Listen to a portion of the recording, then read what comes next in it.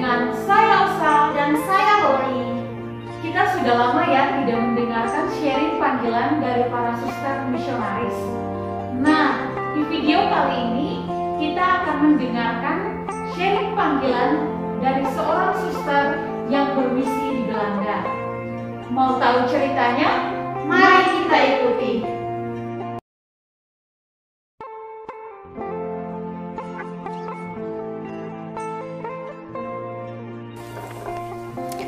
Halo semua, apa kabar? Semoga baik-baik saja ya, apalagi di masa pandemi ini. Jangan lupa mengikuti protokol kesehatan dengan baik. Perkenalkan, saya Suster Lili SSPS. Lewat video ini saya ingin menceritakan sedikit tentang perjalanan panggilan saya. Saya berasal bukan dari keluarga Katolik. Saya anak bungsu dari 3 bersaudara. Mama saya adalah orang pertama yang menjadi Katolik dalam keluarga kami. Kemudian saya dibaptis pada usia 9 tahun, dan setelah itu papa saya juga ikut menjadi Katolik.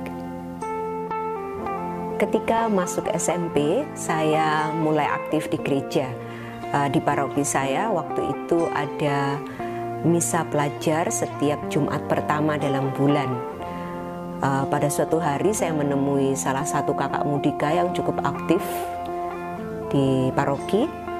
Saya katakan kepadanya, Mas, saya pengen jadi seperti itu, gitu. Kemudian dia menjawab, oh kamu mau jadi misioner? Iya, saya jawab begitu. Kemudian dia menyarankan saya untuk mencari teman sebanyak 7 orang. Jadi dia akan melatih kami. Ya, rupanya ini menjadi jalan Tuhan. Kalau jadi misioner itu kan sering ikut romo ke stasi untuk melayani misa. Nah, pada suatu hari saya bertemu dengan suster SSPS yang waktu itu sedang memberikan rekoleksi di stasi. Nah, ketika saya melihat suster itu, saya merasa heran dan juga kagum. Kok ada ya suster itu berwarna begitu? Karena dalam pemahaman saya waktu itu, suster itu semua pakai baju putih gitu. Tapi hari itu saya bertemu dengan suster yang pakai baju putih dan biru gitu. Dan itu menurut saya waktu itu menarik sekali gitu. Nah, pengalaman perjumpaan ini saya ceritakan juga ke teman saya di tempat les. Nah, saya cerita ke teman saya, kamu tahu nggak, kemarin saya ketemu sama suster, itu warnanya biru dan putih, saya bilang begitu. Kemudian dia bilang, loh itu susterku gitu. Minggu berikutnya teman saya ini memberi saya brosur SSPS. Tertulis jelas di situ suster misi Abdi Roh Kudus. Tercantum juga syarat-syarat apa yang harus dipenuhi jika ingin menjadi suster SSPS. Nah, salah satu syarat yang masih saya ingat waktu itu adalah minimal pendidikan SMA dan memiliki pengalaman kerja 2 tahun. Dan syarat yang berikutnya adalah harus ada izin orang tua. Nah, karena harus ada izin orang tua, maka saya sampaikan keinginan saya ini ke mama saya. Waktu itu mama saya tidak setuju. Kemudian 1 tahun berikutnya saya mencoba untuk bertanya lagi, Mah, boleh nggak saya jadi suster? Tapi mama saya tetap menjawab tidak. Kemudian saya tidak putus asa. Tahun berikutnya, jadi tahun ketiga, saya tanya lagi ke mama saya, Mah, boleh nggak jadi suster? Mama saya jawab, nggak usah aneh-aneh, hidup itu normal-normal saja. Dia bilang gitu. Ya, menurut konsep mama saya, normal itu artinya bahwa ketika kamu selesai sekolah, kamu bekerja, menikah, dan punya anak. Dan itu menjadi ya konsep mama saya. Setelah 3 kali bertanya dan tidak mendapatkan jawaban yang positif, saya mengatakan pada diri saya sendiri, nggak apa-apa, nggak jadi suster juga nggak apa-apa, sudah. Kan saya nggak dapat izin, jadi saya nggak bisa daftar ke susteran gitu ya. Kemudian ketika liburan kenaikan kelas 3 SMA, mama saya meninggal. Kemudian sebagai anak bungsu, saya juga merasa bertanggung jawab untuk merawat papa. Jadi keinginan menjadi suster itu sudah semakin jauh. Belum lagi disibukkan dengan urusan sekolah, kuliah, kemudian juga kegiatan-kegiatannya, juga dengan teman-teman. Jadi keinginan menjadi suster itu sama sekali tidak muncul dalam benak saya. Tahun terakhir di masa kuliah, ketika saya menunggu saat wisuda, papa saya meninggal. Ketika papa meninggal, saya harus pindah ke rumah kakak.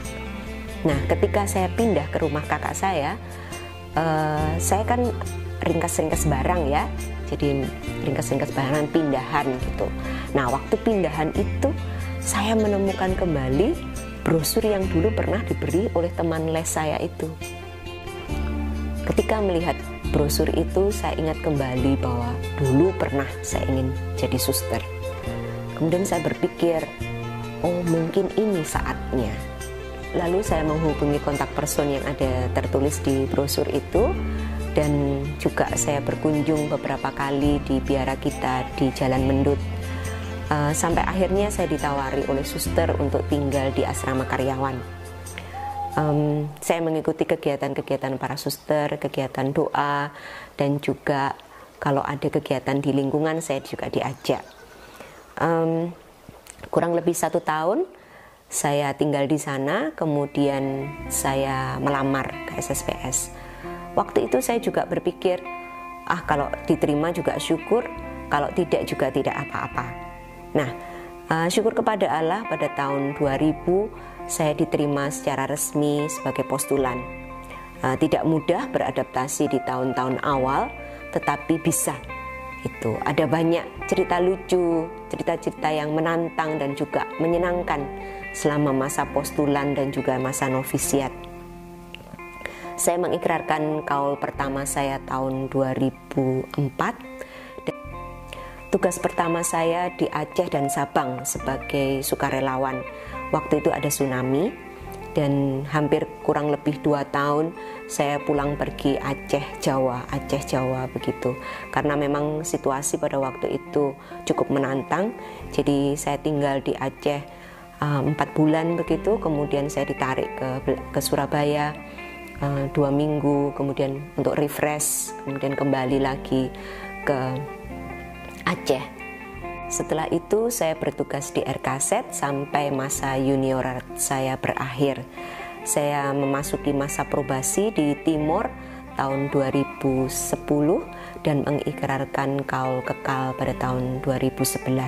Mendapat perutusan ke Belanda. Pada bulan Maret 2012 saya berangkat ke Belanda, ke Tanah Misi, dan sampai sekarang saya sudah 10 tahun. Syukur kepada Allah saya boleh melayani orang-orang di sini. Sebagai penutup, saya ingin mengutip kata-kata dari Ibu Maria Helena Stollenwerk, pekerjaan Tuhan itu membutuhkan waktu. Dengan kata lain, Tuhan punya waktunya sendiri. Kalau memang itu panggilan, pasti tidak akan kemana. Jadi sabar saja, Tuhan punya cara dan jalannya sendiri.